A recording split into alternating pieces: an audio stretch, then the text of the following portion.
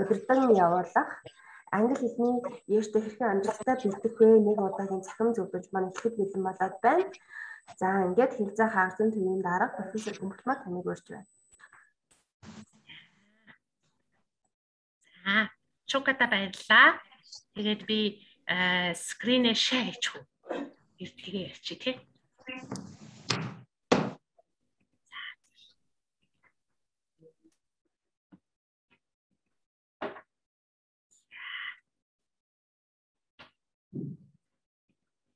За одоо харагдаж байна уу? Таньсээ? Окей. За сайн байцгаана уу хүмүүстээ. Юун түрүүнд манай сургууль бүртгүүлсэнд баяр хүргэе. Тэгээд манай сургуулийн зүгээс манай сургуульд элсэн суралцахыг хүсэгчдэд зориулж яашээ хэрхэн амжилттай өгөх вэ гэдэг ийм сургалт зөвлөгөө явуулахаар манай хэл дидактикийн төвд хандсан байгаамаа. Тэгээд та бүхэнд нэг энэ зургийг үзүүлэе гэж бодсон. Энэ зураг бол ерөнхийдөө хичээлийн завсарлагаар авсан зураг байгаа. Тэгээд зүгээр зурагчин одоо ирээд зурагчин манай сургуулийн тухай зураг авч өгөөч гэд ингээд уугаад энэ зургийг авахулсан байгаа юм. Тэгтэл зүгээр гадаа явж исэн хүүхдүүдийн зургийг авахад энэ хүүхдүүд маань одоо гартаа дандаа англи хэлний ном барьсан байгаа байхгүй юу? Тэгэхээр юу гэсэн үг юм бэ? Энд чинь уг нь бол инженерийн сургууль байтал бүгдээрээ англи хэлний ном барьсан явж гин гэдэг чинь юу гэсэн үг вэ гэсэн асуудал гарч ийн л да.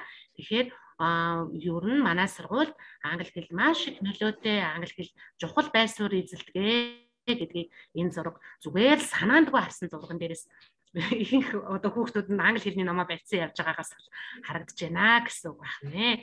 За тэгээд нэгэнтээ олон зүйл ярилцгүйгээр жинхэнэ гол зорилго руугаа оръё гэж бодож байна. Өнөөдөр манай багш нар Яшийн шалгалтын материалын хүрээнд ер нь иймэрхүү зүйлийг бэлдээ гэж тус тусдаа сэдв аваад ингээд энд нь туслая гэсэн үүднээс ингэж бүгдээрээ бэлдээд ингээд энэ сургалтыг явуулж байгаа. Багшийн зүгээс болвол ерөнхийдөө өгүүлбэрийн бүтэц гэдэг талаас нь эхлээд ярья гэж бодож байгаа юм аа. За яг хөө ямар ч байсан тесттэй бөглөхөд эхлээд бүгдээрээ өгүүлбэрийн бүтцээ мэдсэн байх юм бол цаашаага явхад амар байх болов гэдэг үгнээс багш нь өгүүлбэрийн бүтэц гэдэг сэдвийг сонгож авч та бүхэнтэй ярилцъя гэж бодсон юм аа. За эхлээд ингээд самбар маань байна. За бүгдээрээ эхлээд subject-ийн тухай ярих нь байна. Дараа нь object-ийн тухай ярих нь байна. Дараа нь noun complement гэсэн гурван зүйлийг багш нь энэ дээр ярья гэж бодсон юм аа. За багш нь өгүүлбэр харуулъя. За Peter eats it 5 гэсэн өгүүлбэрийн subject нь хаана байна гэж бодож байна вэ хүүхдүүдээ. Багштайгаа яриад явбал уг нь их амар байна. Хүүхдүүд ярих боломж байна уу? Ярих боломж байна уу хүүхдүүдээ? За тэгвэл Peter eats it 5 гэдэг subject хаана байна уу хүүхдүүдээ? Peter гэдэг үг нь. Тэгэхээр англи хэл маань заавалчгүй subject-аар эхэлдэг байх нь байна. I read a book гэдэг subject нь хаана байна уу? Яагаад вэ гэхээр өгүүлбэр subject-аар эхэлдэг учраас. Тэгээд ер нь өгүүлбэр маань subject-аар эхэлж байгаа учраас subject маань дандаа том үсгээр эхэлэх юм байна. Тэгэхээр өөрөөр хэлбэл subject бол том үсгээр бичигдэх заяатай ийм үгнүүд байна хүүхдүүдээ. За тэгэхээр өгүүлбэрийн өгүүлэгдэх хүн гэдэг нь юу гэсэн үг юм бэ гэхлээр ер нь бол doer of the action in a sentence буюу үеийн эзнийг хэлдэг байх нь байна шүү. За тэгэхээр бүгдээрээ үеийн эзнийг subject гэнэ байрлал нь бол өгүүлбэрийн хамгийн ихэндээ байна гэдгийг бүгдээрээ ойлгочлаа. Тэгээд цаашаага явцгаая бүгдээрээ. За тэгэхээр object буюу монгол хэлэндээ дусагдхуун гэдэг өгүүлбэр орж ирж байна. Гэхдээ дусагдхуун гэдэг ойлголт орж ирж байна. За дусагдхууны талаар бүгдээрээ ярьцгаая. За дусагдхууны хамгийн түрүүний ямар төрлийн дусагдхуун байдаг вэ гэхээр direct object гэж хэлдэг байх нь байна. Direct object-ийг санаж гэнэ хүүхдүүдээ. Direct object гэж ямар object-ийг direct object гэж хэлэх вэ?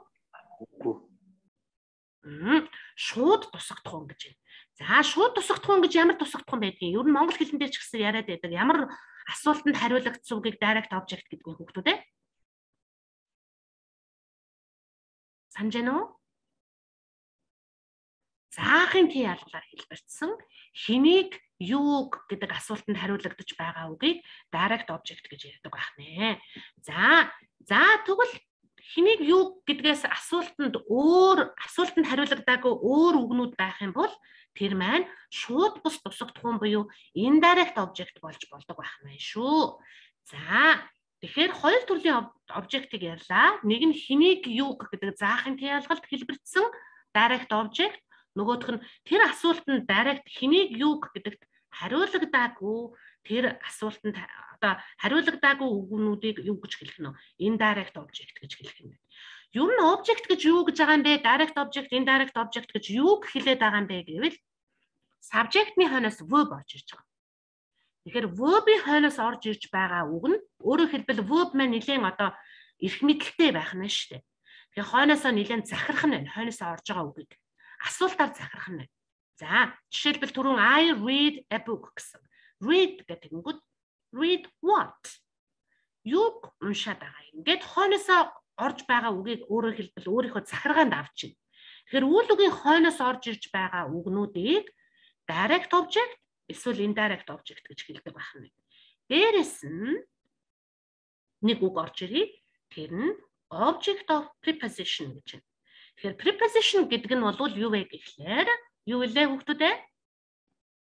Preposition гэдгээ санаж байна уу? Угтур гэсэн үг маш сайн байна.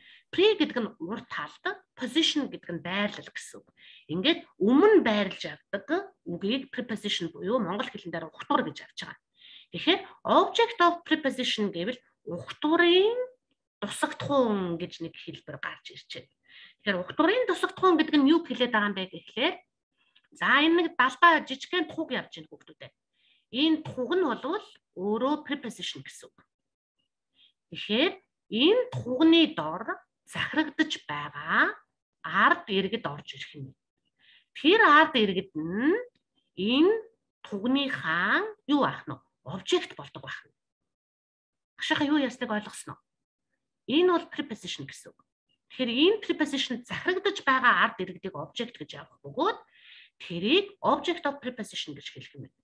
За тэгвэл object of preposition гэдэг үгэн дээр preposition харагдаж байна уу хүүхдүүд? Агшаа хэлэх preposition харагдаж байна уу? Хаана? Off.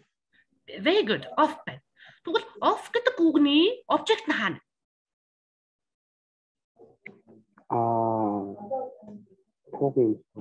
Thank you. Preposition шүү дээ. Wonderful. Off гэдэг жижигхэн туг намирлаа. Хойноос нь preposition гэдэг ард иргэд явж ийн гэсэн үг байна. Wonderful. Okay. За сайн байна. За бид нар direct object-ийг ярьсан. Direct object гэж юу вэ? Багш та хахад хэлье. Шууд тасаа хэнийг юу гэсэн. Сайн байна. Indirect object. Indirect object. Бусад асуултанд хариулах. Thank you. Дараа нь. Юу вэ? Угтурын өмнөх биш. Угтуртай шууд тусагдах юм. Сайн байна. Угтурын хойно явж байдаг. Ард иргэд нь болсон тийм ээ. Wonderful. За одоо тэгвэл өгүүлбэр байна бид нарт. I gave Jane a book for her birthday гэдэг өгүүлбэрийг бүгдээрээ зураад явчихъя. За I гэдэг үг нь юу вэ? Subject. Сайн байна. Яг subject байгаа. Би гэдэг өгүүлбэрийн ихэнд орсон дээрээ бас. Сайн байна. Сайн байна. Өгүүлбэрийн ихэнд орсон. Нэгдүгээр, хоёрдугаар том усгаар хэлсэн байна тийм ээ нөө. Ер нь I том усгаар хэлдэг л дээ. Тий. За gave гэж юу? What is gave? Өгсөн. Үлэг. Үлэг ер нь яадаг гэлээ үлэг айгүй дарангуулагч шин чанартай байх нь тийм ээ. Яагаад дарангуулагч байгаа вэ? Яагаад захирагч байгаа вэ? Яг энэ өгүүлбэрийг тодтогоод тэгсэн гэх. Тэгээд захирна гэдэг чинь яаж байгаа юм? Захирна гэдэг чинь. Захирна одоо удирдах гэх юм уу? Хойноосоо орж ирж байгаа үгнүүдийг удирдах гэх гэсэн үг байна, тийм ээ нөө. Тэгэхээр хойноосоо орж ирж байгаа үгнүүд нь Jane гэдэг нь юу юм? Jane гэж юу юм? Хүний нэр. Зүйтэй хүний нэр. Тэгээд өгүүлбэрт direct object уу, indirect object уу? Хиний юу? Энэ direct object. E-book гэдэг нь ном. A book гэдэг нь direct object уу indirect object уу? Indirect. Indirect object. Тэгэхээр chain-ийг indirect гэсэн book indirect болчихлоо. Хоёр indirectтэй байна гэсэн үг байна уу? Үгүй. Тэгэхээр ном нь бол тэгэхээр юу номыг болохгүй л. Юу гэхэлж ямар номыг тэгээд direct object. сайн байна. Тэгвэл Jane хиний юуны indirect object. Сайн байна. Good. Тэгвэл for her birthday гэж юу юм? For her birthday гэж юу юм? Одоо түүний төрсөн өдрөөр. Зүйтэй. Түрүү чинь бид нар заасан юм харагдана уу? Танил дотны юм харагдана уу? За юу харагдчих? For байна. For гэж юу юм? Preposition. Зүйтэй. Preposition. Тэгвэл энэ preposition-ы хойно орж иж байгаа ямар үг вэ? Тэгээд нөгөө юу? Түүнийг хамаатуулах. Object нь. Object нь хаана? Object of preposition. Ном. Гэхдээ for гэдэг үгний preposition. For гэдэг үгний object нь. For her. Зүйтэй. Her birthday гэдэг нь хамтдаа. Wonderful. За одоо тэгвэл орчуулбал ингэж ерөөсөө тэр энийг олснороо энийг таньж мэдсээрээ орчуулахад аягүй зүгээр хэрэгтэй байдаг байхгүй юу? I gave гингүүд what? A book. Номыг өгсөн байх шүү дээ. Номыг whom? Хинд өгсөн? Jane. I gave Jane a book гингүүд би номыг Jane-д өгсөн. Юуг тохиолдуулж өгсөн? Төрсөн өдөрт нь тохиолдуулж би номыг Jane-д өгсөн. Гээд ингээд орчуулга хийхэд ч гэсэн өгүүлбэрээ ойлгоход энэ structure бүтцээ ойлгоцсон байх юм бол их амар байдаг байх нэ хүүхдүүдээ.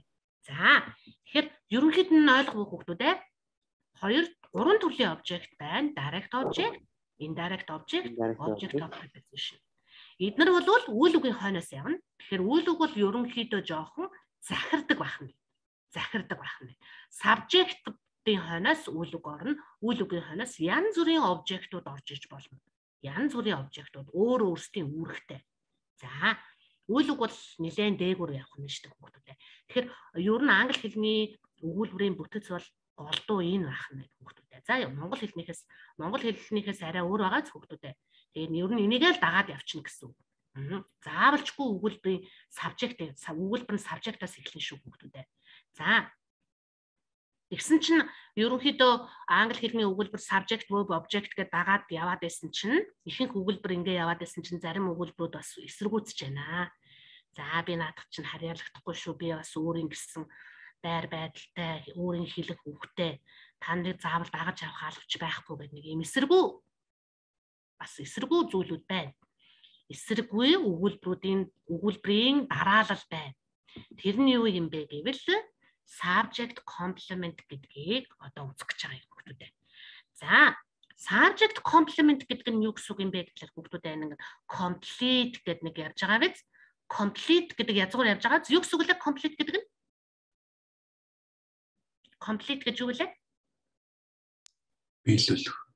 Зүйтэй. Биелүүлэх, гүйцэх гэсэн үг. Тэгэхээр subject-ийг цааш нь утгыг гүйцэж өгнө гэсэн үг байна. Subject-ийг цааш нь гүйцээж өгнө гэсэн. Уг нь бол дараалал бол subject verb object байхгүй юу?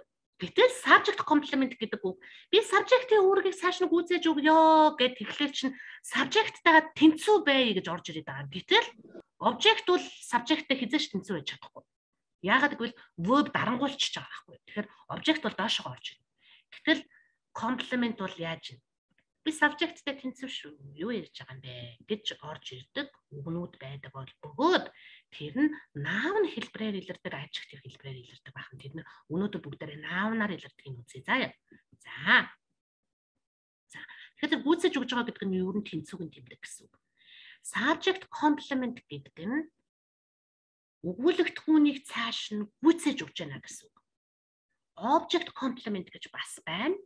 Тэр нь яадаг вэ гэхлээр direct object-ийг цааш нь гүйцээж өгнө гэсэн. Тэгээ бүгдээрээ жишээгээр үзэхээр ойлгомжтой болно. За. Subject complement, object complement гэж хоёр байна гэж ярьлаа. За.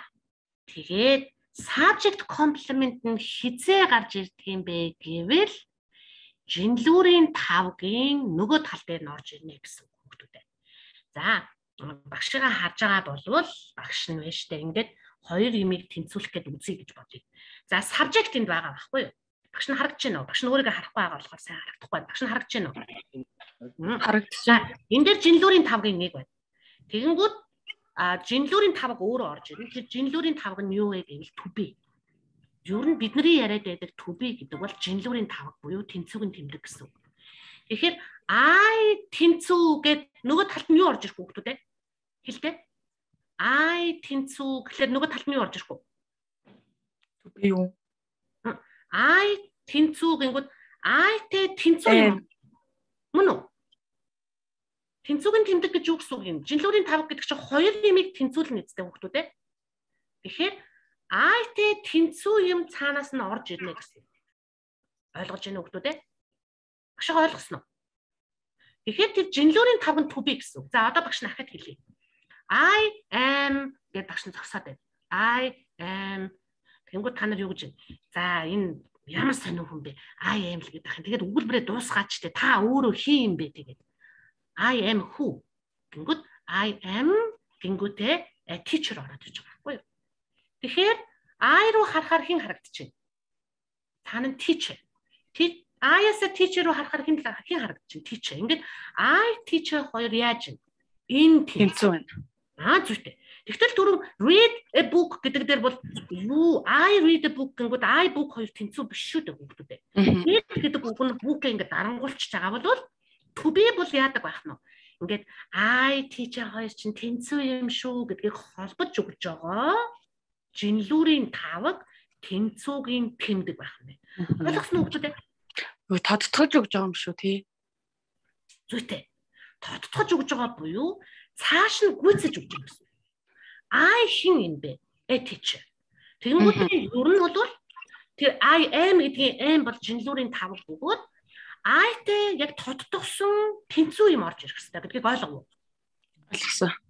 Сайн байна. Very good. Тэгвэл object complement гэдэг нь яг адилхан бөгөөд direct object-ийн хойноос object нь хин юм бэ гэдгийг цааш нь гүйцэж өгч байгаа гэсэн. Дүүргэж өгч байгаа гэсэн. За одоо энэ өгүүлбэрийг харъя. Subject нь хаана вэ? Jack хамгийн ихэд. Сайн байна. За is гэж юу юм? To be. Сайн байна. To be буюу үйл үг шүү дээ. Тийм ээ. Subject verb орж. Verb нь to be байна. Тийм ээ. Тэгвэл доктор гэж юу юм? Нэр үг одоо тодтогсон юмч. Зүйтэй тодтогсон нэр үг гэдгийг тодтогсон гэж ойлгож байгаа боловч өнөөдрийн багшийн зааж байгаа нь юу юм? Jack. Энэ subject complement. Jack байгаа. Яг Jack гэдэг хэлдэг чинь зөв. Jack нь subject байхгүй юу? Jack нь subject, complement нь юу ах нь? Доктор ах байна. Ингээд Jack-ыг цааш нь гүйцэж өгч байна. Багш ойлгосон. Ойлгосон. Тэгэхээр subject complement буюу SC байх нь. Wonderful. Яагаад SC хаана орж ирдэг вэ гэвэл жинлүүрийн 5-тай үед буюу to be-ийн хараас орж ирэх. Ойлгосон. За одоо тэгвэл дахиад нэг хэлбэр харъя. За they elected him president гэсэн үг байна. За subject хаана вэ? They хамгийн ихэнд. Үйл үг. Elected. Сайн байна. They elected асуулт тавина. Elect гэж юу вэ хүүхдүүд? Мэдгүй байна. Сонгох гэсэн үг зүйтэй. За тэгээд сонгох гэдгээс асуулт тавиарай. Why they elected him? Хэнийг бид нар сонгоцсон шүү дээ. Тэд нар сонгоцсон шүү дээ. Гингүүд дараагийн асуулт нь юу ах нь? Хэнийг. Whom. Сайн байна. Тэгвэл whom гэдэг нь хаана вэ энэ дээр? President. Ерөнхийлөгчийг сонгосноо, түүнийг сонгосноо? Ерөнхийлөгчийг. Бодоор яг үйл өгдөг ойрхон үг нь бодоорой. They elected гингүүд түүнийг сонгосон. Мөн үү? Хэрвээ хэнийг гэдэг асуултанд хариулж байгаа бол яа нэг лээ хүүхдүүд ээ? Хэнийг гэдэг асуултанд хариулж байгаа бол яа нэг лээ? Хэнийг юу гэдэг асуултанд хариулгад бол яа нэг лээ? Direct object. Зүйтэй.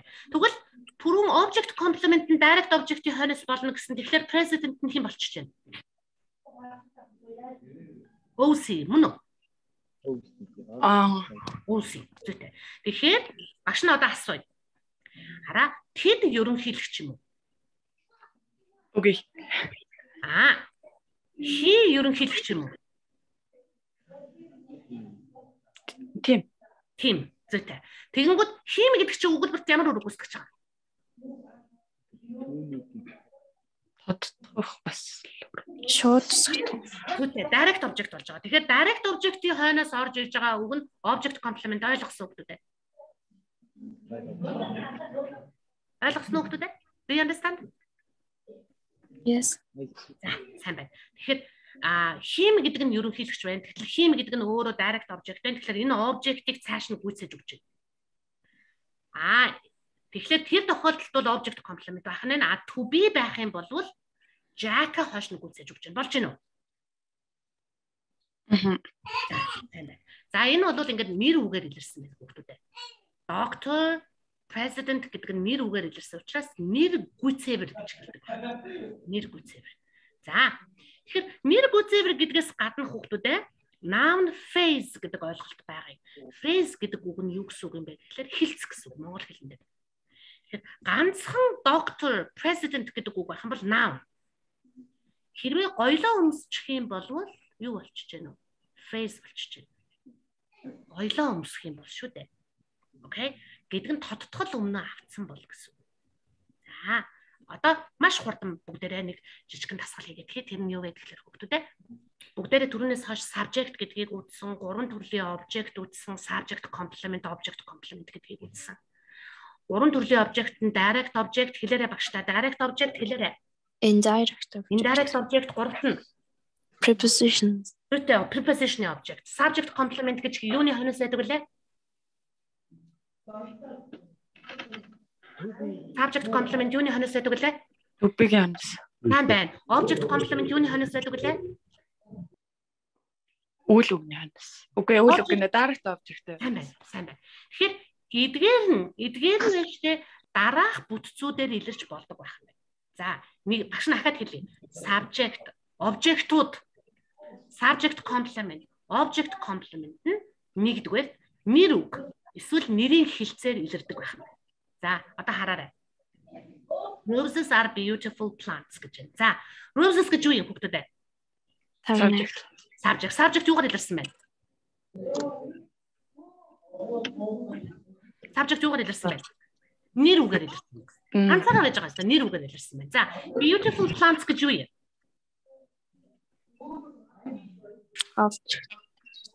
Object гэдэг болох гэж байна. Object болох гэж байна. За, тэгтэл бас ахаад хараарай. Roses чинь ургамал муу юм уу? Биш юм уу? Мөн. Тэгэхээр энэ хоёр тэнцүү юу? Тэнцүү бол тэнцүү юмыг юу гэж хэллээ хүүхдүүд ээ?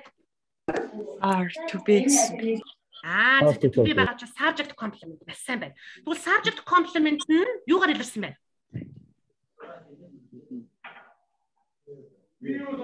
Plants гэдэг нь ургамал.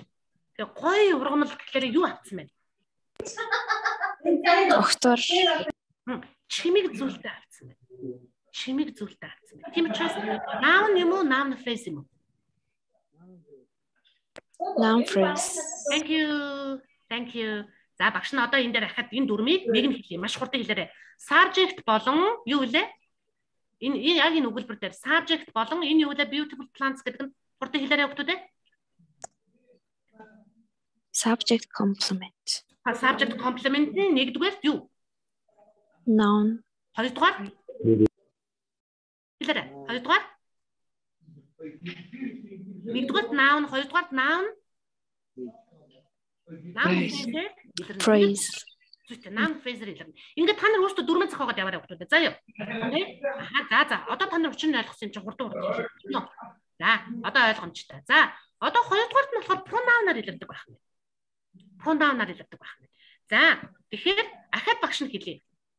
Юу вэ гэхээр subject pronoun-аар илэрч болно. Object нь direct object, indirect object of preposition Object pronoun-аар илэрч болох юм байна. За, object pronoun гэдэг нь юу хэлээд байгаа юм бэ гэхээр I нь юу болох юм хүүхдүүд хэлээрэй. Object-ийн хэлбэр нь юу вэ? I гэдэг нь subject-ийн pronoun, object гэдэг нь юу вэ? Object pronoun юу вэ? Me. Юу нь юу болох юм? Юу нь юу хийвэрэ? Хий нь юу болох юм хүүхдүүд? Урдан хэлээд яваарай. Хий нь юу болох юм? She юу болох юм? Good. It юу болох юм? It. Бэн. Good. We юу болох юм? We. Our. Us. Object. They юу болох юм? Them. Thank you. За, одоо багш нь дахиад хэлье. Subject бол тэртээ тэргүй subject pronoun-аар илэрч болно. Хоёрдугаарт нь verb-ийн хойноос, үйл үгийн хойноос шүү хүүхдүүд. Үйл үгийн хойноос обжектууд дараалан орж иж болно. Янз бүрийн обжект орж иж болно. Тэр обжектууд нь object pronoun болох эдгээр үгсүүдээр илэрнэ. Ойлгосон уу хүүхдүүд багшихаа? Ойлгосон. Сайн байна. Сайн байна. За, одоо тэгвэл энэ өгүүлбэрийг бүгдээрээ ярьцгаая. За, you like roses гэдгийн subject нь хаана? You. Юугаар илэрсэн бэ? Юугаар илэрч вэ? Хэлээрэй хүүхдүүд. Subject нь юугаар илэрсэн бэ? Уучлаарай, багш нь буруу хэлсэн. Subject юугаар илэрсэн бэ? Subject нь юугаар илэрсэн бэ? Хүүхдүүд, pronoun. Тэмдэг төлөөний үгийг юу гэж хэлэх нь вэ? Pronoun гэх нь шүү. За, үйл үг нь хаана вэ? Like. Сайн байна. За, асуулт тавиараа. You like асуулт тавь. You like юу таалагддаг вэ? Зүгтээ англиар тавьвал яд болно. You like What? Маш сайн байна. What. Тэр what гэдэг асуултанд хариулахаар энэ юу болох вэ? What гэдэг асуултанд хариулагдвал юу болох вэ? Object. Thank you. Ямар object юм? What гэдэг асуултанд direct object. За, subject нь юугаар илэрсэн бэ нөхдөд? Түрүү ярьсан Pronoun. direct object.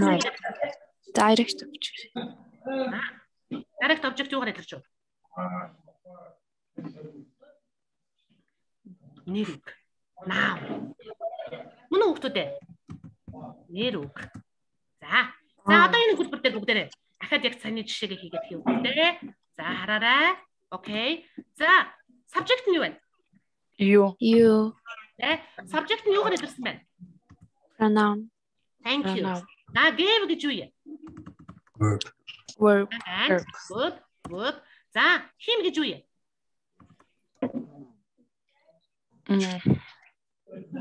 Үйл үгийн хойноос орсон юм чи автоматар юу юм? Автоматар. Direct object. Direct object. Direct object. За, direct object гэж юм зүйтэй. Окей, good. Roses гэдэг нь юу юм? Noun. Хоёр object орж байгаа байхгүй юу? Тэгэхээр юу юм? Хоёр object дараалж орж байна. Тэгэхээр ямар object вэ? Энэ direct object чинь ч одоо энэ юу юм? Indirect object. Indirect object. За. Direct object ямар асуултанд хариулагдах юм? Юу? Хэнийг юу? Зүйтэй. За, бүгдээрээ төгөл хэлье. Чи вэ штэ. Түүнийг тэр эргэдэг нь штэ. Өгөөд цэцгэн аваачаад өгсөн штэ гэсэн үг. Тийм юм байж болох уу? Түүнийг цэцгэнд өгсөн. Тийм өгөхөр байж болох уу? Түүнийг цэцгэнд өгсөн байж болох уу? Түүнийг өгсөн штэ. Тийм үү? Түүнийг өгсөн юм уу? Түүнийг хинд өгчөө? Харин цэцгэнд өгсөн. Болох уу? Болохгүй. Тэгэхээр аль нь? Энэ юу болж байна? Rose нь юу болов? Юу өгсөн? Хэлээрэй багш та. Юу өгсөн? Roses. Цэцэг өгсөн юм уу? Тэгээд хүүе цэцэг хинд өгсөн?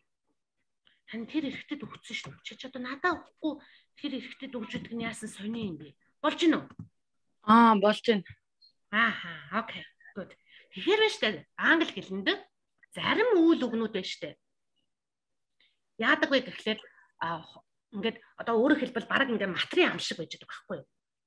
Ойлгосноо. Тэгэхээр үйл үг нь бол энэ ингээд Одоо үйл үг нь бол багш нь. Ойлгосноо.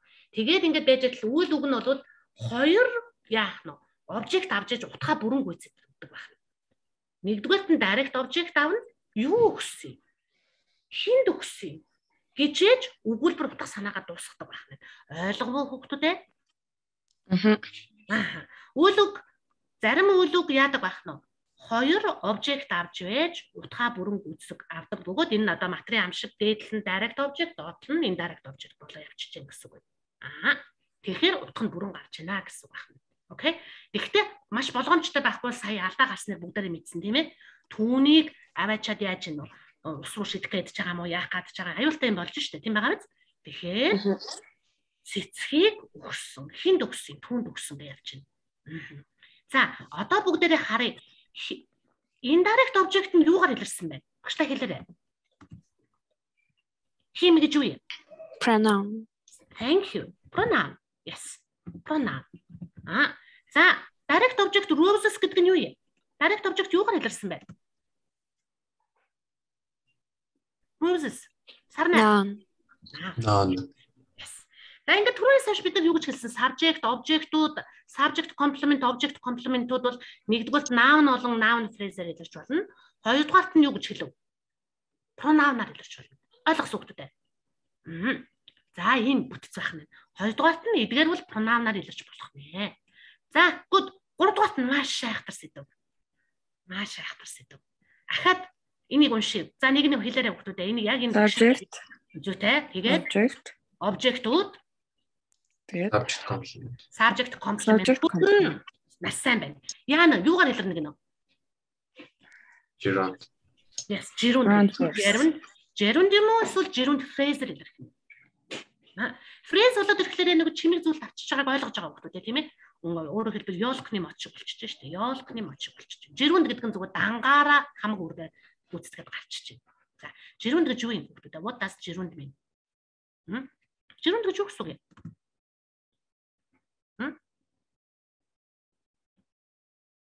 Gerund юу юм хүүхдүүд? За, багшийн цаг дуусчихж байгаа юм уу? Окей, тийм байна. Гэтэ нэг жоохон хоцорч ихэлсэн дээ. За, gerund гэдэг нь байна шүү дээ. Багш нь gerund-ийг заачаад тэгээд цагаа дуусгах. Заа ёо. За, gerund гэдэг нь үйлдэлнэр гэсэн үг. Gerund гэдэг нь үйлдэлнэр. За, багш нь одоо хэлье ингэсэн үг. I like юу? I like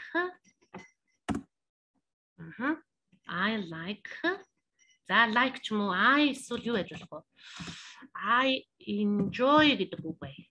I enjoy гэд за хэлээрэй I гэдэг нь юу юм хүүхдүүд? Subject. Enjoy гэдэг нь юу юм? Verb. Verb. Одоо юу хэрэгтэй? Object. Enjoy object, direct object хэрэгтэй. Тэгэнгүүт I enjoy гэд үйл үгийн хойноос ахад үйл үг орж ирэх гэдэг байгаа байхгүй юу? Багш нэг тайлбарлаа. Үйл үгийн хойноос ахаж үйл үг орж ирэх гэдэг. Тэгэнгүүт enjoy юу гэж вэ? Уучлаарай би төрүүлээд ирсэн шүү рээ. Чи бас үйл үг шүү дээ. Би ч бас үйл үг шүү дээ. Болохгүй үстэй чи. Би төрүүлээд ирсэн enjoy гэд байраа эзэлсэн байж хаад чи бас ахаад юу read вэ? Тэгэнгүүт read юу гэж хэлж байна? Яна enjoy юу? Нэр би ч бас үйл үг хэлбэрээр явж байгаа юм болохгүй. Би ч шимэд захирагдах ёстой. Тэгэнгүүт enjoy юу гэж хэлж байна? Би ч verb байхгүй юу? Уг нь бол би verb шүү дээ. Ойлгосноо? Verb-ийн хойноос noun л ордог байхгүй юу да. Тийм, noun. Object ч noun-аар илэрсэн шүү дээ. Тэгвэл санаж байна уу? Тэгтэл чи юу явж байна? Үйл үг явж байна шүү дээ. Тэгэхээр чи яах ёстой? Чи noun болохоос өөр аргагүй нэ. Read ээ. Гингүүд read юу гэж? За ойлголоо enjoy ёо. За ноён миний ойлголоо.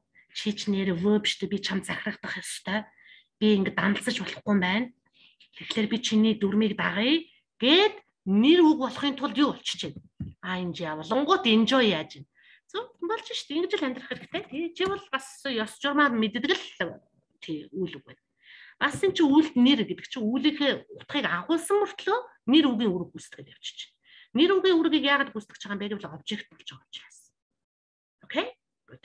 За тэгэхээр ing авсан гэдэг нь үйл үг дээр ing нэмсэн мөртлөө үйл үгийнхээ шинж чанарыг хадгалсан мөртлөө нэр үгийн үүрэг гүйцэтгэж явж байгаа. Энэ үгийг яадаг байх нь. Жирунд гэж хэлдэг байх. Тэгээд хизээж ийм байж болохгүй. Бид нар хүүхдүүд ийм алдаа гаргадаг байхгүй. I enjoy read гэж хэлчихдэг. Үгүй. Яг гэвэл энэ дээр хэрвээ ингэж бичих юм бол яаж юм цусгүй тулаан үүсгэж байна гэсэн. Багш ойлгосон. За тэгээ багш нь ганцхан жишээ хэлж байна. Энд дээр growing roses гэдэг нь subject байна. Яаж мэдчихэж байгаа юм? To be байна. Үйл үг байна. Үйл үгийн өмнө байгаа үг нь тэр чигээрээ яг хэвээр subject болох хэвээр. Subject нэр үгээр илэрх хэвээр.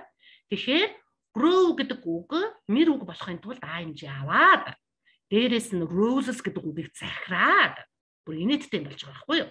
Тэгээд цэцгийг ургуулах үйлд нэрийнхээ гэж ярьдаг штэ. Та нар өөрсдөө монгол хэлэн дээр мэдж байгаа. Цэцгийг ургуулах нь тэнцүү миний хобби. Чиний хобби. За. Тэгэхээр subject бол жирунд phrase-ээр илэрсэн байна. Яагаад вэ гэвэл roses гэдэг яасан мэн гоёлч нэгэ зүгцсэн байна. To be орлоо, subject complement нь noun phrase-ээр илэрсэн байна. Дараа нь you гэдэг нь subject, relax гэдэг нь үйл үг, by growing roses гэдэг by гэдэг бидний түрүүчийн preposition орж ирж байна. Preposition-ийн хойноос noun орж ирэх хэрэгтэй. Тэгэхээр нөгөө grow гэдэг үг чинь нэр үг болохоос өөр арга байхгүй. By захирч шүү дээ. Чи манай улсад орж ирсэн бол миний дүүний би чи noun байх хэрэгтэй. Тэнгүүд grow гэдэг үг уучлаарай. Би тэгвэл гэвлүүрээ өмсчихгээд ing аваад ингээд by growing roses болчих. Окей? Good. За, тэгэхээр subject бол pronoun-аар илэрсэн байна. Ахаад яг энэ хүртэл ахаад бүгдээрээ явъя. Нэг дүнгэж багш нь дуртай. Subject, object-ууд, subject complement-ууд нэгдүгээрт noun-аар илэрнэ. Эсвэл noun phrase-ээр, хоёрдугаарт pronoun-аар юм уу илэрнэ.